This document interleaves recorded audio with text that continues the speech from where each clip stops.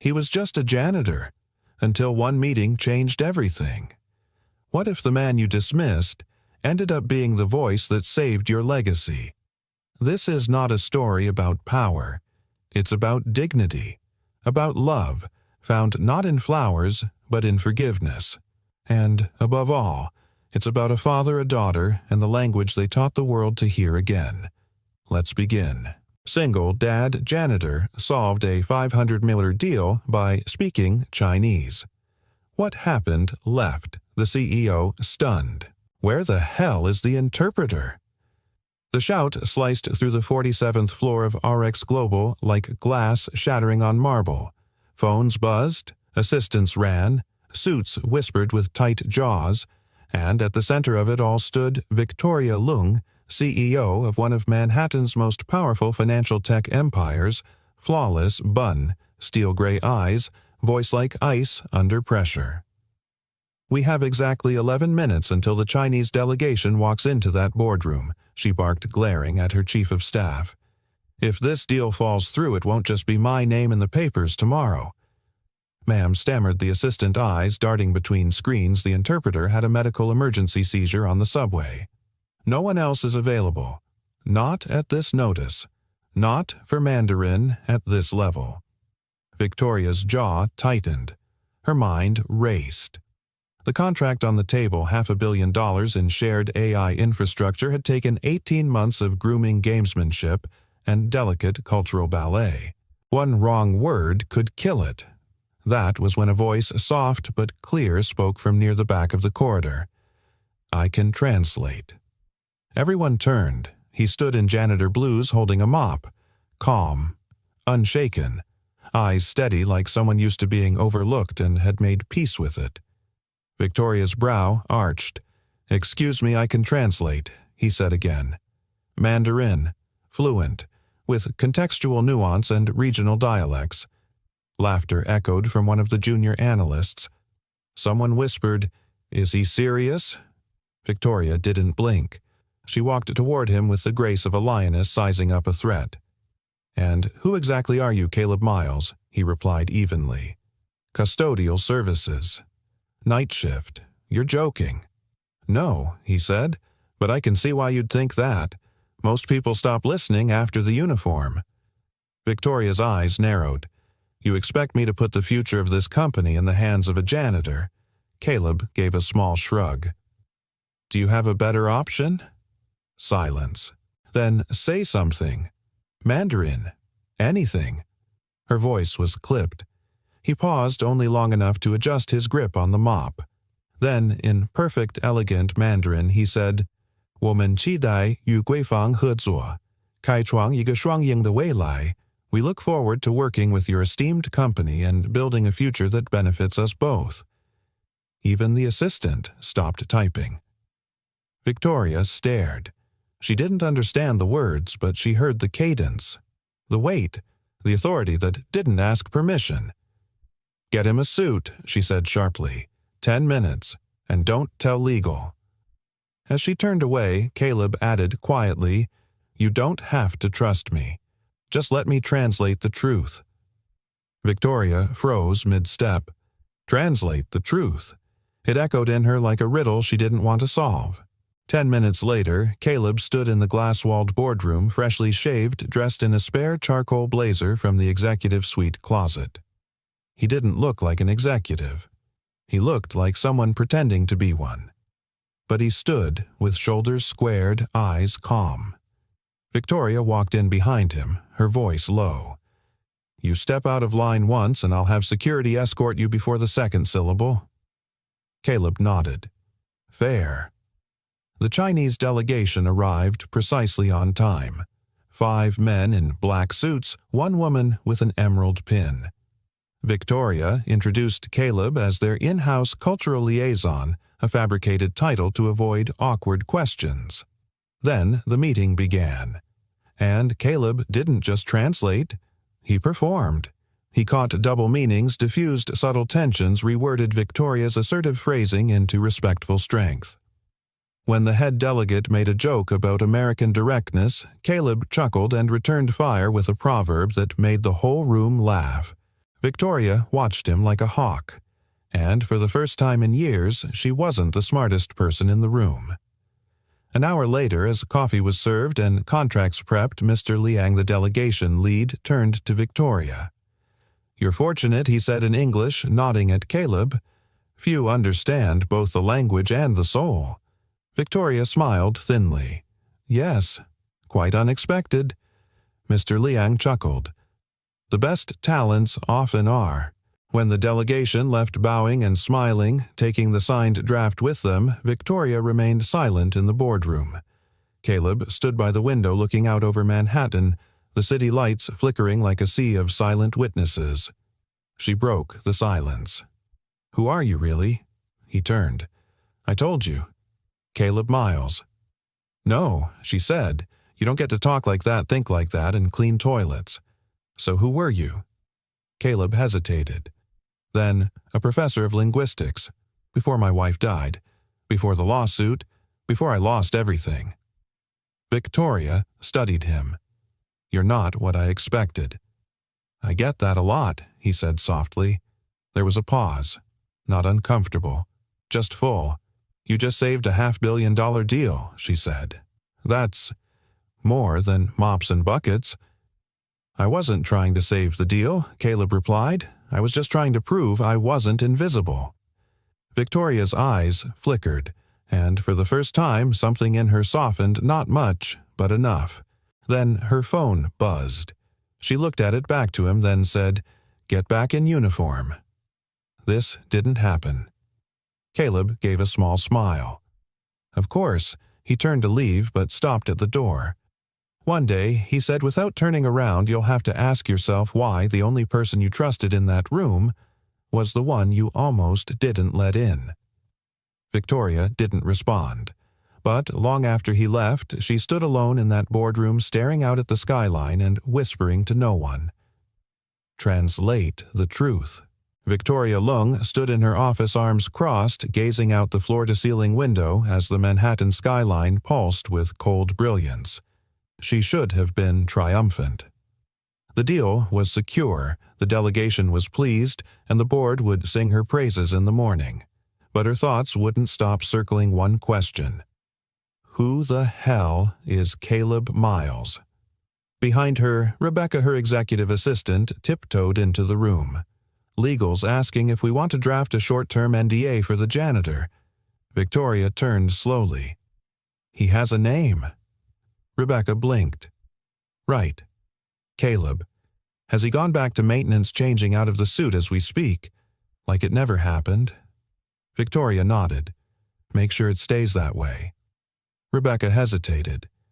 "With all due respect, that man just saved our future in Asia. Shouldn't we—" "I don't know." Acknowledged that Victoria's voice dropped smooth as silk, but sharp as glass. "In my world, Rebecca, gratitude is not a currency. Results are, and he's already been paid in relevance." Rebecca nodded and backed out of the office, leaving Victoria in the growing quiet. But the silence was deceptive. It hummed with something unfamiliar, something unfinished. 2 floors below, Caleb changed out of the executive suit and back into his worn blue uniform. His reflection in the locker mirror looked older in the janitor's outfit again, as if the suit had temporarily reminded him who he used to be. He buttoned the last snap, pulled on his work gloves, and whispered to his reflection, "Back to the shadows, Professor." But even as he said it, something resisted. A knock came from behind. Marissa, the building's HR liaison, peeked in. "You've got a message from legal. They want you to sign something. Confidentiality stuff." Caleb smiled tiredly. "Of course they do." He followed her upstairs down a quieter hallway, one he hadn't walked since the night his wife died. That was the last time he'd worn anything but gloves and a cleaning badge. Victoria was waiting in conference room 3C. "I figured you'd send a suit," Caleb said as he entered. She didn't offer a seat. "I like to look people in the eye when I erase them," she said coolly, handing him a folder. Standard NDA. Covers everything from the language used to the brands of tea served. Nothing personal. Caleb opened it, skimmed the lines. Every word said, We own your silence." He set it down, untouched. "I'm not signing it."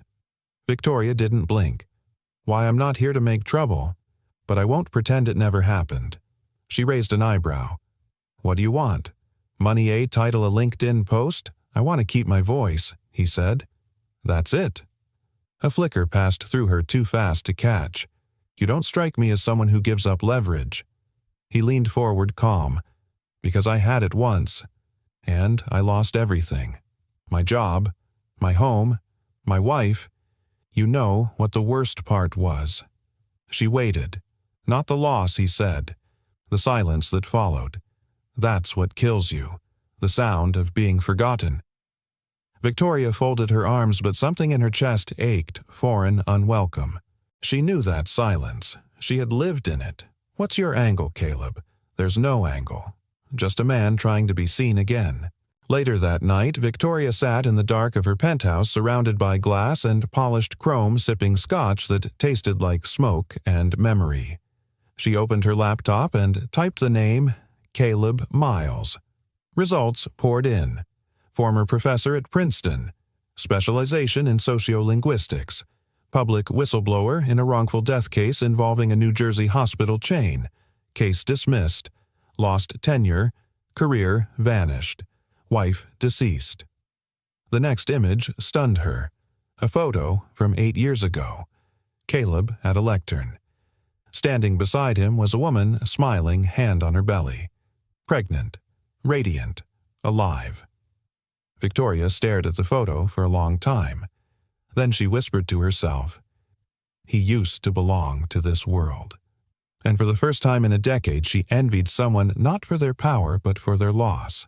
The following morning, as Caleb polished the marble in the lobby, a man in an Armani suit stepped beside him. Mid-40s, slick hair, expensive scent. Caleb Miles. Caleb looked up. "Depends. I'm Thomas Kingsley, board liaison." Caleb straightened, unsure. "You made an impression yesterday," Thomas said. "Some of the board members want to meet you." "Off the record?" "Discreetly." Caleb frowned. "Why?" Thomas smiled. "Because you remind them of something they forgot what it means to speak without permission." Before Caleb could respond, Thomas added, "That frightens Victoria, which is exactly why they're interested." He slipped a card into Caleb's pocket. "When you're ready to stop mopping floors and start making decisions, call me." That night, as he walked home with Emma's tiny hand in his, Caleb said nothing. His mind raced with possibilities and warnings. Emma looked up. "Daddy." "Yeah, baby. Did you win your meeting yesterday?" He smiled. "I don't know yet." She thought for a second, then asked, "Did you speak like you taught me with your heart?" He looked down at her eyes like her mother's, questions like his own. "I tried," he said. Emma grinned.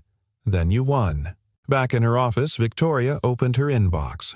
One message stood out. From an internal reviewer. Subject: Line Audit Request, the Princeton File. 8 years ago, she opened it. Inside was a scanned PDF of a decision memo she had signed when she was head of external risk at the investment firm that backed the very hospital chain Caleb had sued. Her signature, her initials, her decision. She had been the one who recommended silencing the case to protect their investors. Victoria closed the file, and for the first time since she built her empire, she realized the man she tried to erase had once been erased by her. She closed her laptop slowly, then whispered to herself, "So, this is the voice I buried." And suddenly it wasn't business anymore. It was personal. Rain painted the city in silver streaks that morning, the kind that made even the glass towers look like they were weeping. Inside the cramped apartment above the deli on 103rd Caleb Miles crouched beside a tiny makeshift desk. Emma sat cross-legged, humming softly, her tongue poking out as she carefully colored in a figure, a tall man in a navy suit standing inside a shining building. "Is that supposed to be me?" Caleb asked, cocking an eyebrow. Emma didn't look up. "Yep, that's you in the fancy office, like in the storybook." Caleb chuckled. I'm not sure I belong in a storybook sweetheart. Emma finally glanced at him, eyes serious. But you talked like someone in a storybook daddy. You said words that made people listen. That's magic. He leaned in close, brushing a curl from her forehead. Words are only magic when they come from truth. Otherwise, they're just noise in a suit.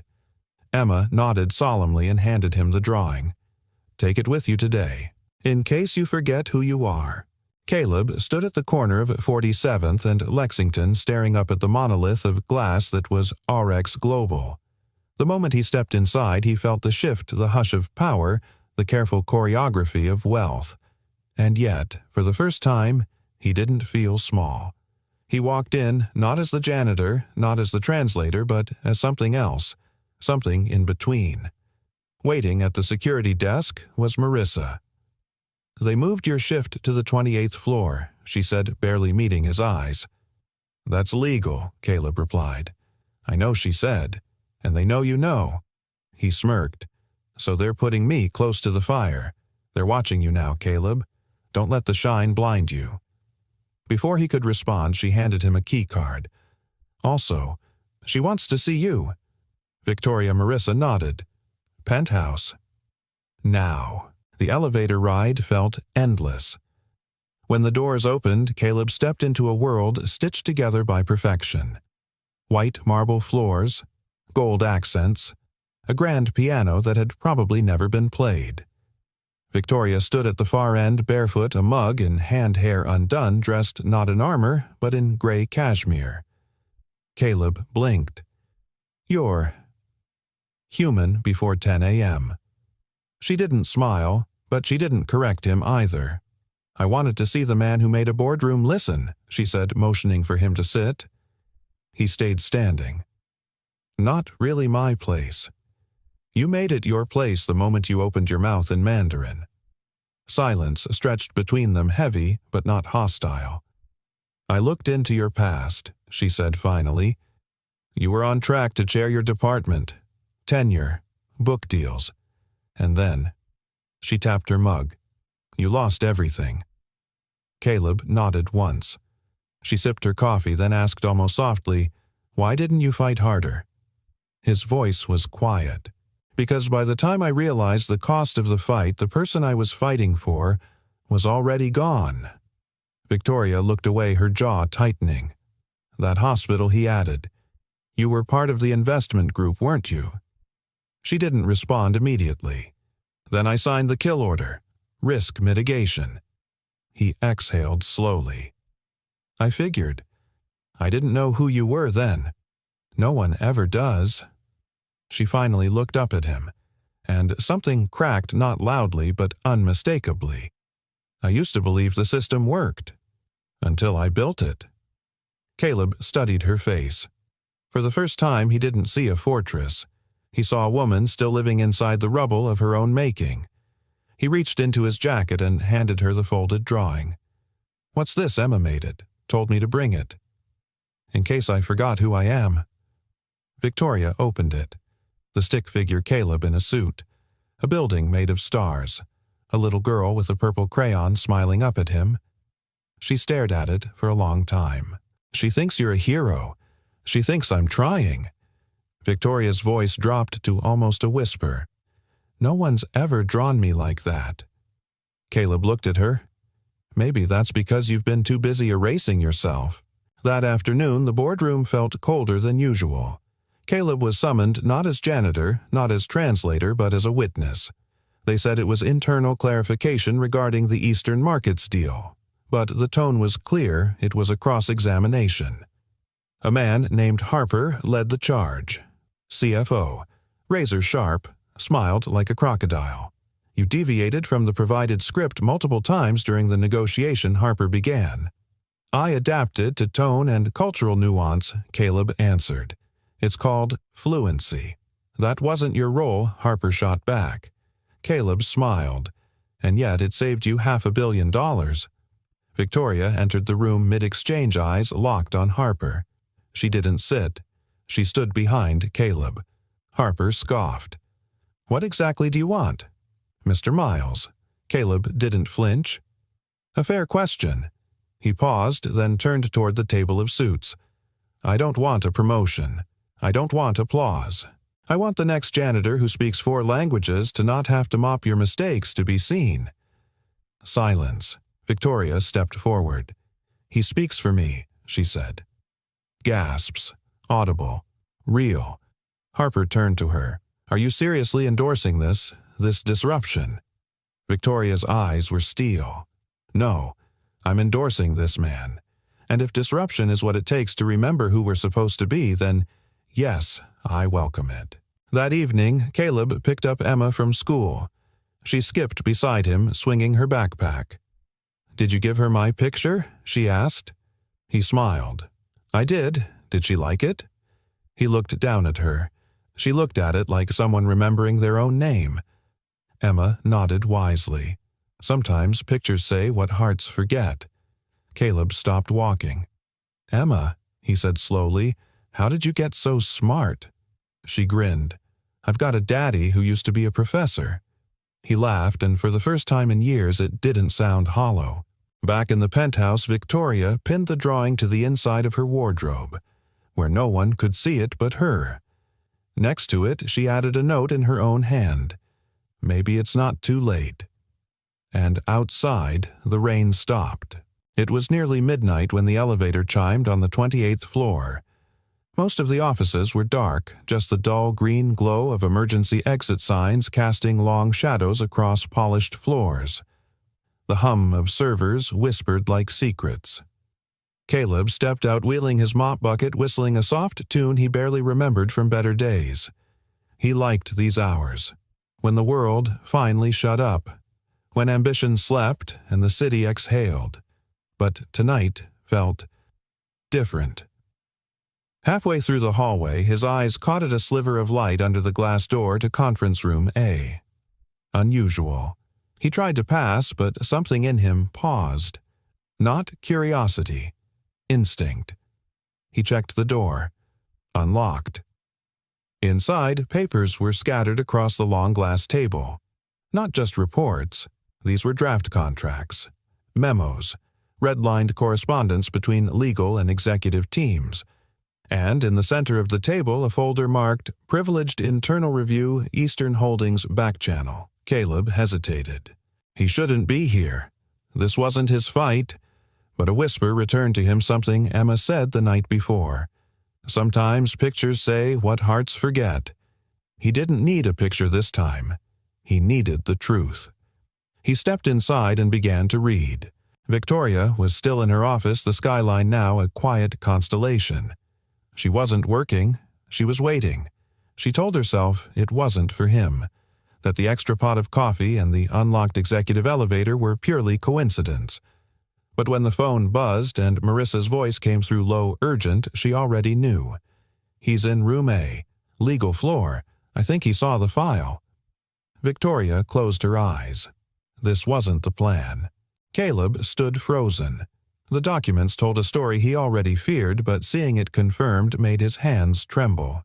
The Eastern Holdings deal wasn't just a partnership. It was a cover. A shell network funneling resources and disguising insider transactions. And names he recognized: Harper, Liang, a few from Victoria's original fund, and one name circled in red, scribbled hastily in the margin of a draft email, VL. He barely heard the door open. You shouldn't be in here. Victoria's voice was low, controlled, but something in it wavered. Caleb turned slowly. He didn't drop the file. Was it you? She stepped forward, not answering. Did you know he pressed? From the beginning, numbered a breath. Not the full picture. I had suspicions, but no proof. He raised the folder. You signed half of this. I signed the optics. Not the guts of it. That's convenient, Caleb muttered. Victoria's jaw clenched. What do you want me to say? Caleb? That I was complicit. That I buried things for the sake of performance metrics. Fine. I did.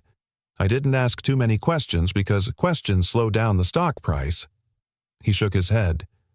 You're better than this. No, she said. I'm just more honest about the ugliness of how things work. You looked me in the eye 2 days ago, he said, voice rising, and told me I wasn't invisible. And I meant it. Then why are you still protecting the people who buried you with me? Silence dropped like a gavel. Victoria exhaled. Then softly, because the system still has claws. And if I go down, I don't go alone. Caleb didn't sleep that night. Emma stirred beside him on the pull-out couch, clutching her purple crayon like a sword. He watched her and thought of all the promises he'd made since her mother died, and how many of them he'd broken out of fear. By sunrise, he'd made his decision. The next morning, Victoria entered the main conference room expecting silence. Instead, Caleb was already there, but not alone.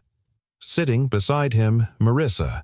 Standing behind them, Thomas Kingsley Board, Liaison. In front of them, a neatly organized binder labeled Whistleblower Dossier, Eastern Holdings. Victoria stopped cold. Caleb didn't stand. You told me once, he said quietly, that I made people listen. I'm not here for revenge. I'm here to make sure Emma grows up in a world where truth isn't punished. Victoria looked at the binder. Then at Caleb. This could burn everything down. Then let it burn, he replied. And maybe something better grows from the ashes. She didn't speak for a long time. Then finally she walked forward, picked up the binder, and sat down beside him. Not across, beside. Marissa blinked. Thomas smiled faintly. That's unexpected. Victoria glanced at Caleb. So was he. That evening, Caleb picked Emma up late. The sky was orange and soft. She climbed onto his lap at the park bench, hugging him tight. You look tired, she said. I'm okay. Did you use your voice again? He nodded. Good, she whispered. Because the world needs someone who remembers how to speak the truth. He held her close, and for the first time he wasn't just surviving, he was becoming. In her penthouse, Victoria stood alone, staring at a photograph on her mantel, an old black and white of her as a little girl holding her mother's hand. She picked up the drawing Emma had given Caleb, still folded in her drawer, and this time she pinned it next to the photograph. Because even power needs reminders of innocence, and even CEOs need children to tell them who they still could be. The following Monday morning, Eurex's lobby shimmered with light. Everything looked as it always did, perfect marble-curated smiles, the scent of overpriced coffee drifting in from the executive floor.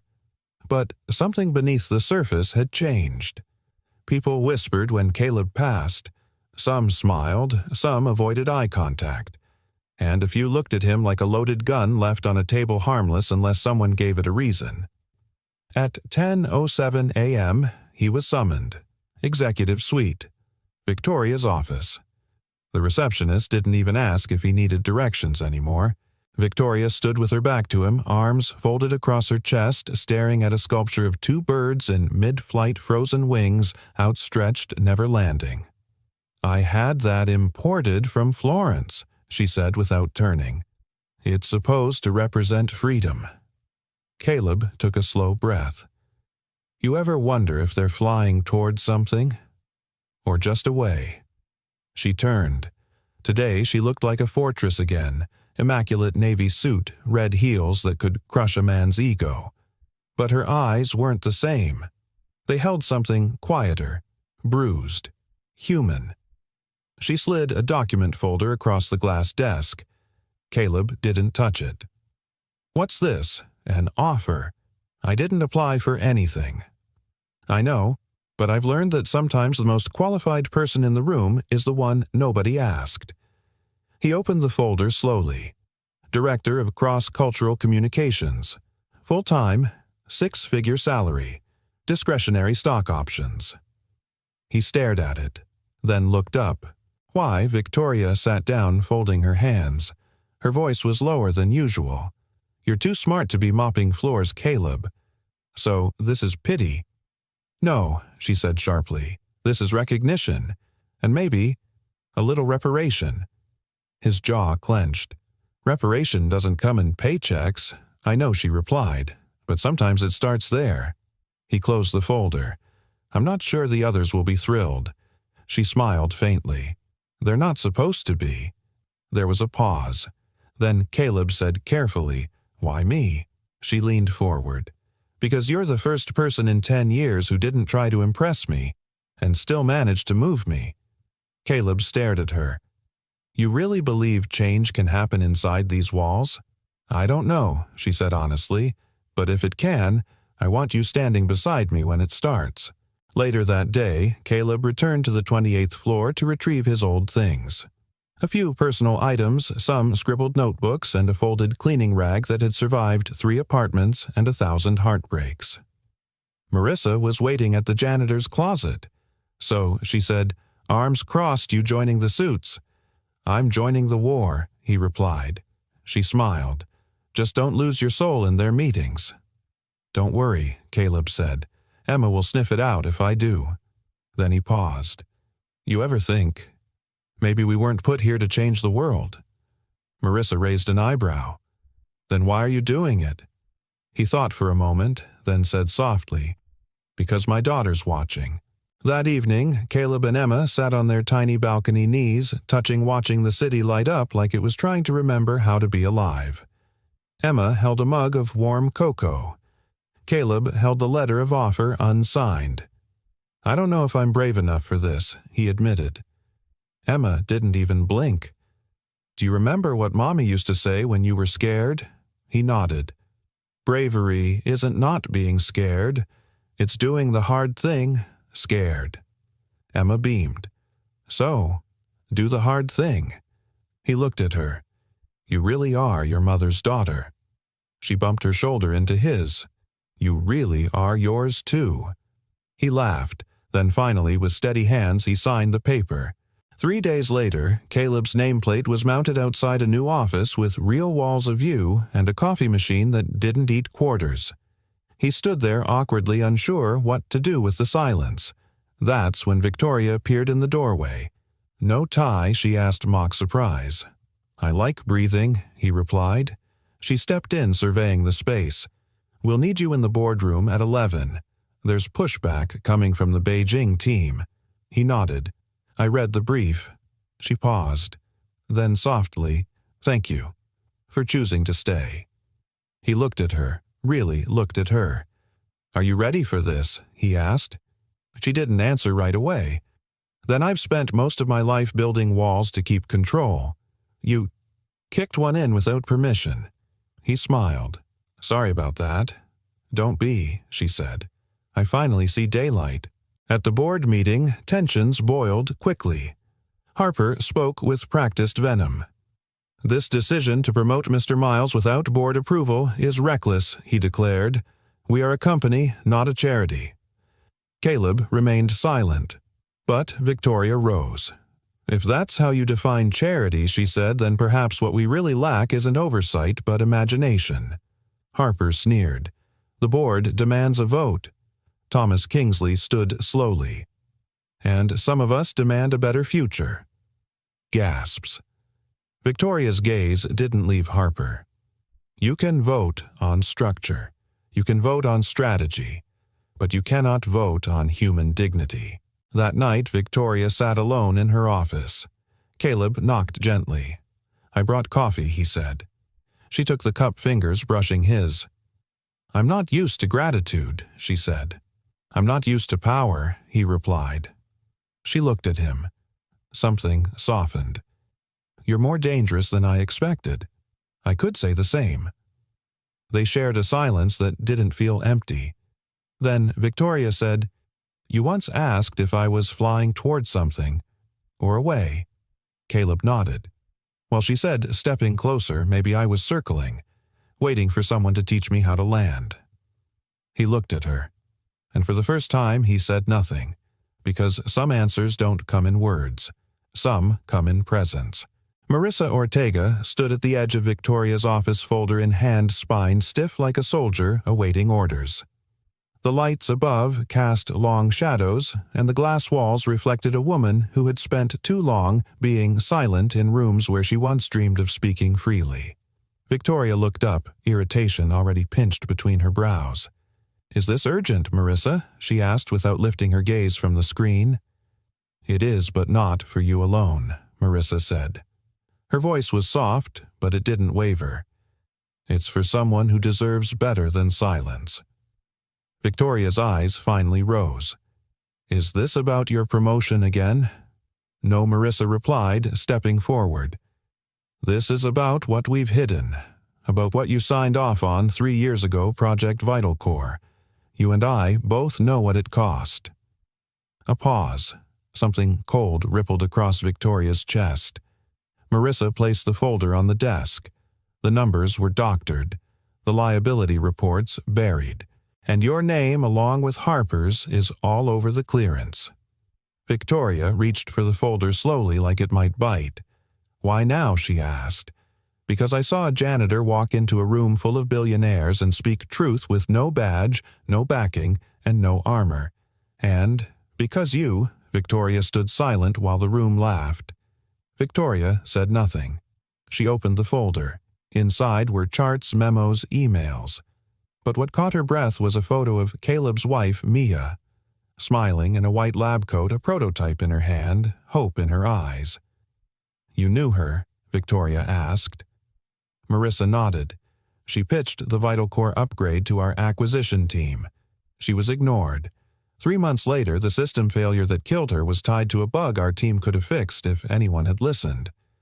Victoria stared at the image. Her voice dropped to a whisper. I signed her silence.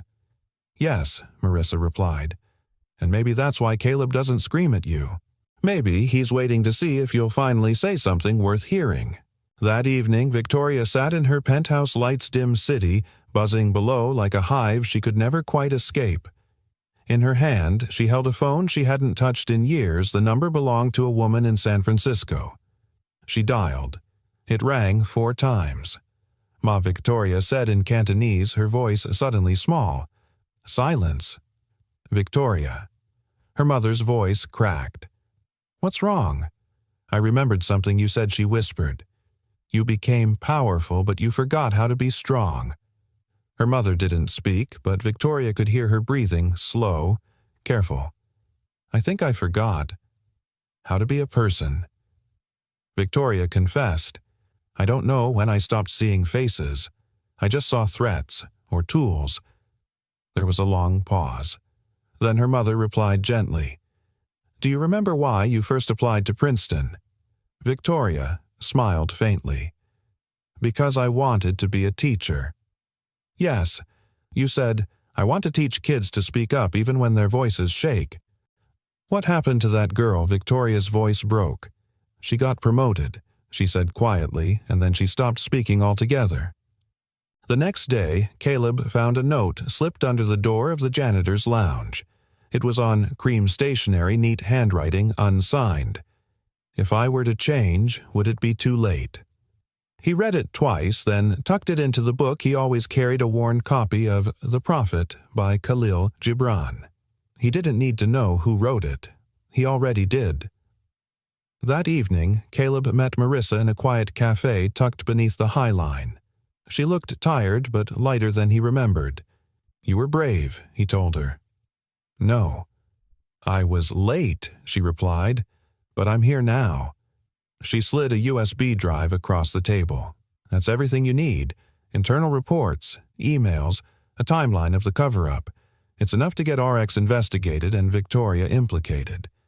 Caleb stared at it for a long moment. "She came to you?" he asked. Marissa nodded. "Didn't try to stop me. Just said, 'Whatever you think is right, do it.'" "That's not the woman I used to work for." Caleb looked out the window. The city outside was loud, uncaring, but somewhere inside it people were starting to whisper the truth again. He took the USB. Back home, Emma was coloring on the floor when Caleb sat beside her. She looked up. "Daddy," she said, "what do you do when someone says sorry but not with words?" He blinked. "Why?" "Because I think someone said sorry to you, but you didn't smile." Caleb wrapped his arm around her. "Sometimes, baby, the biggest apologies are silent, but they still matter." Emma handed him her drawing. It was of 3 people. One tall man with messy hair. One little girl. and one woman in a gray dress standing beside them, her hands not touching but near. A golden bridge stretched between the three. "What's this?" Emma beamed. "It's you, me, and the lady who looked at me like I mattered." Caleb stared at the bridge. "That's a lot of gold." Emma shrugged. "It's not gold. It's quiet." That night, Caleb sat at his tiny desk, the glow of a single lamp warming his fingers. He opened his laptop and began to type, not an exposé, not yet. Just a letter. To someone he never thought he'd write to. "Victoria, you asked if change is too late. I don't believe it ever is. But change without truth is just performance. And truth without action is cruelty. You were the reason my wife's voice was buried. But now you're the reason mine might finally be heard. That doesn't make you my friend. But it might make you human again." He paused, then added, "You don't have to be who they expect. Not anymore." He didn't sign it, just hit print, folded it, slipped it into an envelope. He'd deliver it himself tomorrow. Not because she deserved it, but because he did. The office was dark, but Victoria hadn't turned off the lights. She just sat there motionless at the edge of her glass desk as if afraid to make a sound and disturb the weight of her own silence. The city blinked in the windows behind her, gold and indifferent. In her hand was Caleb's letter, unfolded, read, re-read. Each word felt like it had been dipped in salt and dragged across old wounds she thought had healed. "You were the reason my wife's voice was buried. But now you're the reason mine might finally be heard. That doesn't make you my friend, but it might make you human again." She closed her eyes. In her mind, she could still see Mia's face, just a file photo at the time, forgotten among thousands. But now the face refused to fade. It had eyes that hoped, eyes that waited, eyes that trusted people like her to do the right thing. And she hadn't.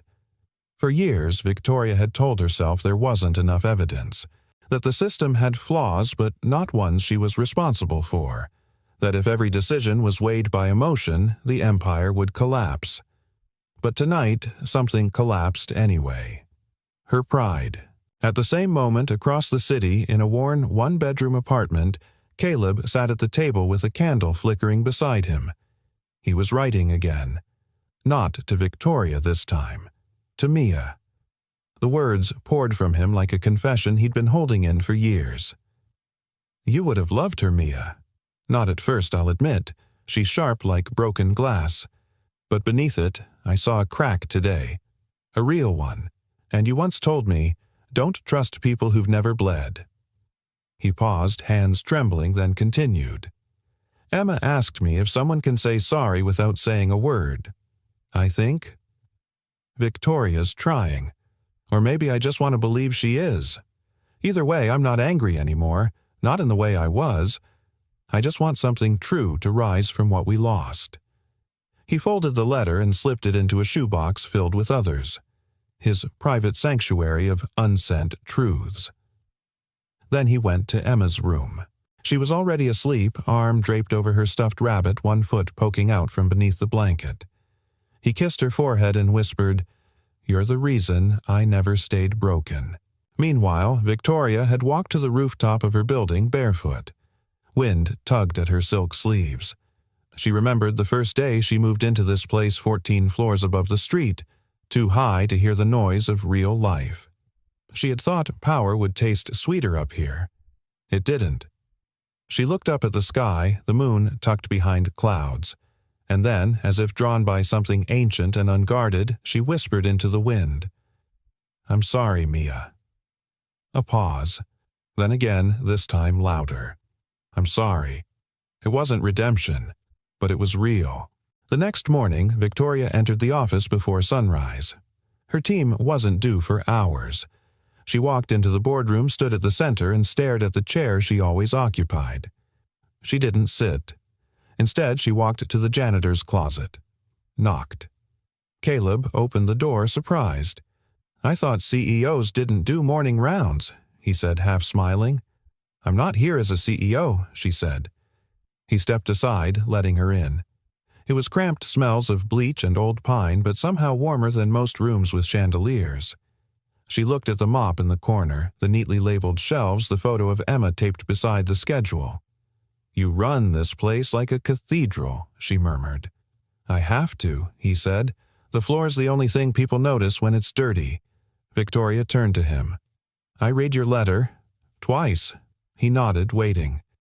"I don't expect forgiveness," she said. "I don't even know if I forgive myself. But I need you to know, I see it now. Not just the mistake, the ripple." Caleb folded his arms. "The ripple," he repeated. "It's not just you. The system's designed to forget faces like hers. And mine. You're just the part that had a name." Victoria's voice softened. "And you're the part that gave it back." Silence stretched between them. Then she whispered, "How did you survive it?" "Losing her." Caleb's eyes glazed for a moment. "I didn't," he said. "Not all the way. I just learned how to live with the whole." Another silence. Victoria stepped closer, hands at her sides, unguarded. "I've lived so long in rooms where no one ever told me the truth.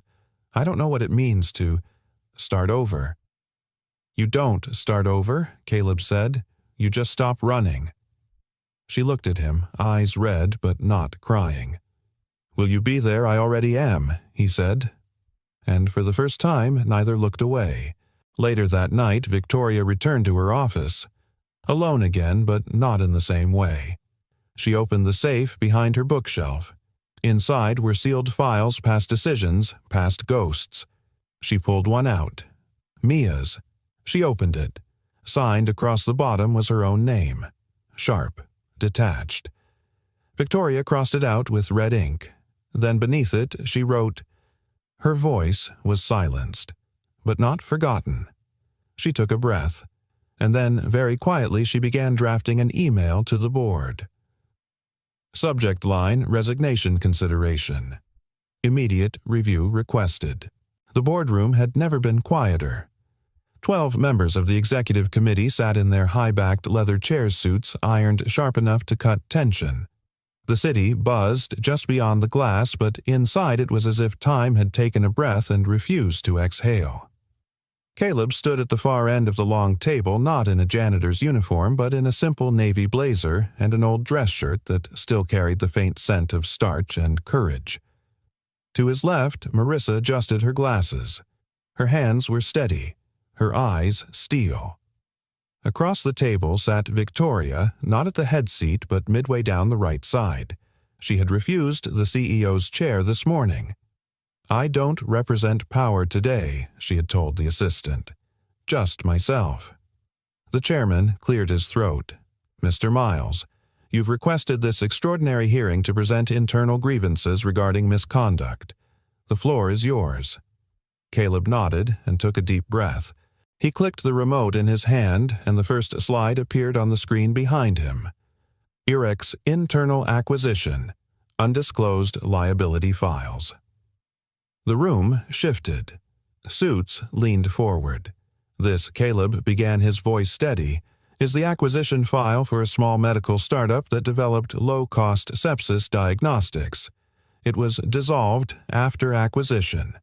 Not due to failure, but because it posed a threat to our pharma partner's premium product line." He paused. "My wife, Mia, was a co-founder of that startup. She died from a delayed sepsis diagnosis in a hospital that didn't use the technology she helped create." A hush fell so hard it sounded like thunder had just inhaled. Caleb continued. "This isn't about vengeance. This is about responsibility. Not just for her death, but for the system that rewards silence and buries voices beneath convenience." He clicked again. "This next document shows internal communications from 6 years ago flagging the diagnostic tool's long-term value. It was dismissed."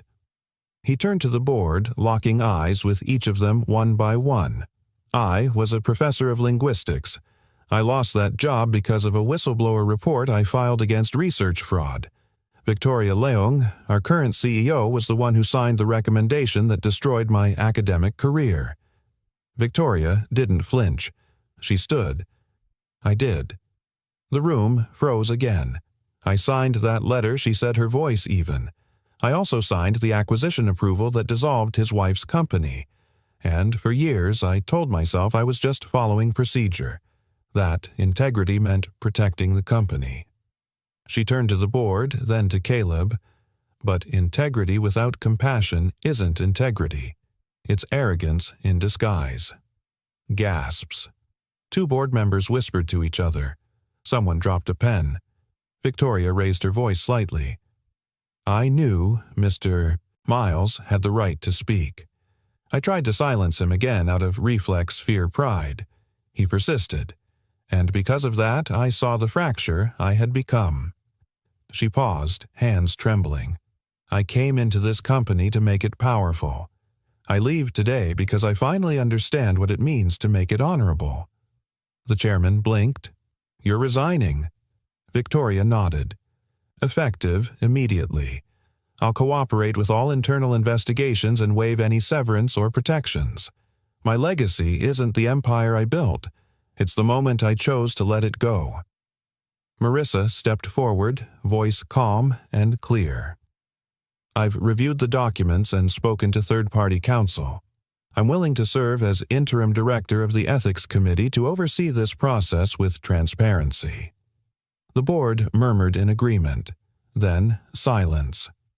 All eyes turned back to Caleb. He didn't gloat. He didn't smile. He simply said, I came here with truth. I leave here with something more important, the hope that no one else will be erased the way we were. He picked up his file folder, turned to leave. But Victoria called out, Caleb! He stopped. She walked toward him slowly, as if shedding invisible armor with each step. I want you to know, she said, her voice soft but firm. You didn't just change a company today.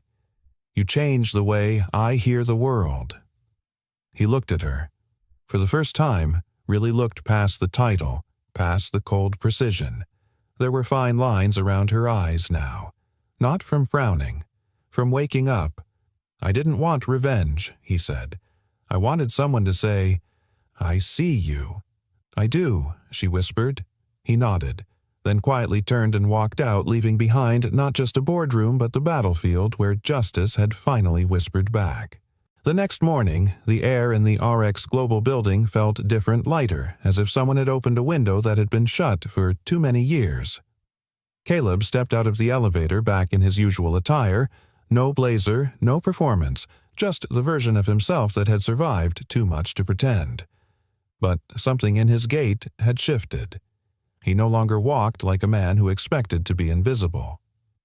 Waiting for him outside the conference room was Marissa holding 2 coffees. She offered one to him with a small nod. You know, she said, most people don't get to walk back into a place after they burn it down. Caleb took the cup and gave her a faint smile. Then, maybe we didn't burn it down. Maybe we just turned on the lights. Marissa chuckled softly. You always talk like a teacher. Guess some languages stick? Inside, a few keyboard members waited, less rigid today, more human. The chairman spoke first. Mr. Miles, we reviewed your case overnight. Your actions, while unconventional, upheld ethical standards and uncovered long-buried flaws in our structure. The board voted unanimously to offer you a senior position. He slid a folder across the table. Executive Director of Global Communications. Caleb opened it. His eyes scanned the contract, but his heart didn't move. I'm grateful, he said slowly, but I can't accept. There was a pause, sharp as glass. May I ask why one member asked, confused? Caleb closed the folder gently. Because what I care about can't be done from that office. He reached into his coat pocket and pulled out a folded piece of paper, worn, handwritten. This is a letter my daughter Emma wrote when she thought I didn't get the janitor job. She said, maybe they don't need you to clean. Maybe they need you to teach them what to hear. The room stilled. I want to propose something else, he said. A language initiative. A real one. A program that teaches young people, especially those who've been silenced or sidelined, how to speak with clarity, dignity, and strength. Not just English, not just Mandarin. The language of presence. He turned to Marissa. "And I want her to co-direct it." The board looked to Marissa, whose lips parted in genuine surprise. I second that she said softly, voice-catching. The chairman leaned back thinking, then nodded. "We'll fund the pilot, full support, with oversight and long-term vision." Caleb stood. "Thank you for listening." As the meeting adjourned, Caleb walked the long hallway toward the elevator. At the far end of the hall, a woman stood waiting. Victoria. Gone was the hard armor of the CEO. Today she wore a simple blouse, slacks, and no makeup. Just herself. "I heard you declined the promotion," she said, falling in step beside him. "I didn't decline. I rerouted." She smiled faintly. Still stubborn. "You're one to talk." They paused at a glass case in the hallway, a display of RX's milestone moments. In the center, a framed photo of the original founders shaking hands under a corporate banner. Victoria stared at it. "I spent 15 years chasing that version of success. Now it just looks small." Caleb looked at her quiet. She turned toward him, searching his face. "You think people like me can really change?" He studied her. "I think people like you," he said, "carefully already did. The moment you stopped defending what broke you." Victoria's eyes welled, but she blinked them clear. "I have something for you," she said, reaching into her bag. She pulled out a worn, sealed envelope. "I kept this," she continued. "It's the original rejection letter I signed at Princeton. I don't know why I didn't throw it out. Maybe guilt, maybe pride. But—" She handed it to him. Across the front in her handwriting was a single sentence. "Every voice deserves to be heard, even if we hear it too late." Caleb took it in silence, his fingers brushing hers for a fleeting second. "I don't hate you," he said finally. "I don't expect you to love me either. I don't think love needs expectation, just recognition." She smiled truly this time. "Then maybe I'll start learning that language too." They stood there for a while. No rush, no headlines, just the stillness of two people who had crossed oceans inside themselves to arrive at this quiet dock. Before parting, Victoria added, "There's a tea set being delivered to your house. Japanese. It was my mother's. She asked me to send it to someone who might understand what it means to sit quietly and begin again." Caleb blinked. "That's a lot of trust. She said you reminded her of my father, a man who said little but meant everything." Victoria turned to go but paused once more. "And Caleb?" He looked up. "When you start that program, teach them the power of apology too, not just for others but for themselves." "I will." And with that, she walked away, not as a CEO, not as a fallen leader, but as a woman finally walking without armor. Caleb watched her go, feeling something loosen inside his chest. Not triumph, not even closure, just breath. A new beginning that didn't need to shout, just whisper. 6 months later, the cold air of early spring brushed across Caleb's face as he walked Emma up the steps of the New York School of Global Languages. The school sat between two brownstones, unassuming on the outside, but alive with a quiet kind of magic. Children's laughter drifted out of open windows, mixing with the scent of rain on brick. Emma's hand tightened around his. "Do you think they'll like my drawing?" she asked, her backpack bouncing behind her. Caleb knelt to zip up her jacket. "I think they'll frame it." Emma grinned, missing 2 front teeth. "Miss Foster said I used too many colors." He chuckled. "Miss Foster sounds like someone who needs more colors in her life." Emma giggled. "You always say the best comebacks after the moment." "I'm practicing," he said, and stood. Inside, the halls buzzed with soft energy. Teachers greeted Caleb like an old friend, not with awe, but with the quiet reverence given to someone who had once cleaned the very floors they walked on and now shaped the future inside those walls. In the main lobby, a glass plaque had just been installed. It read, "The Miles Initiative," because silence isn't always peace. E. Miles' age. 8 Caleb hadn't known the board would use her quote. When he saw it, something caught in his throat. He crouched again and whispered, "You see that?" She nodded wide-eyed. "That's your voice, out there for everyone to hear." Her fingers reached up to touch the glass.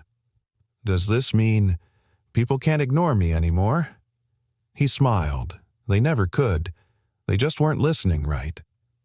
Emma turned to look at the other children pouring in so many cultures, so many faces, and stood a little straighter. "I'm ready, Dad." He kissed the top of her head. "Then go show them what a Miles can do." She ran off, skipping. Caleb watched her disappear into a classroom. At the reception desk, an administrator waved him over. "Mr. Miles' package came for you this morning. International." She handed him a carefully wrapped box, long and rectangular. Caleb felt the weight and recognized the craftsmanship before he even opened it. Japanese. He waited until he was home to unwrap it.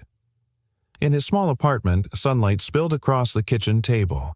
He laid out the contents one by one, a cast-iron teapot, 2 ceramic cups, and a folded note written in delicate brush strokes. He recognized the kanji from his teaching days. "We are all quiet once. But now we learn how to be quiet together." VL. Underneath the note, tucked into the fabric lining of the box, was a tea scoop carved from sandalwood. Engraved along its curve in simple block letters, "No armor needed." Caleb exhaled. He made tea that afternoon not from habit but from presence. It wasn't a ceremony. It was something quieter than ritual. A kind of peace.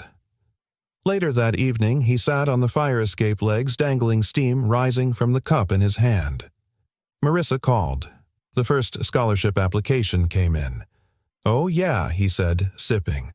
From a 15-year-old in Baltimore, fluent in Spanish Mandarin and silence. Caleb smiled. "Let's teach her how to turn silence into power. I'll draft the acceptance letter." "Also," Victoria emailed. He didn't answer right away. "She said to tell you she's back in Kyoto, studying under her uncle. Tea ceremony lineage. Apparently she's learning the language of patience now." Caleb laughed gently. "Tough dialect, but she wanted me to tell you. She's still practicing how not to flinch when she listens." There was a beat of silence, and she asked how Emma is doing. Caleb looked inside where Emma sat cross-legged on the living room floor, sketching something with a dozen crayons at once.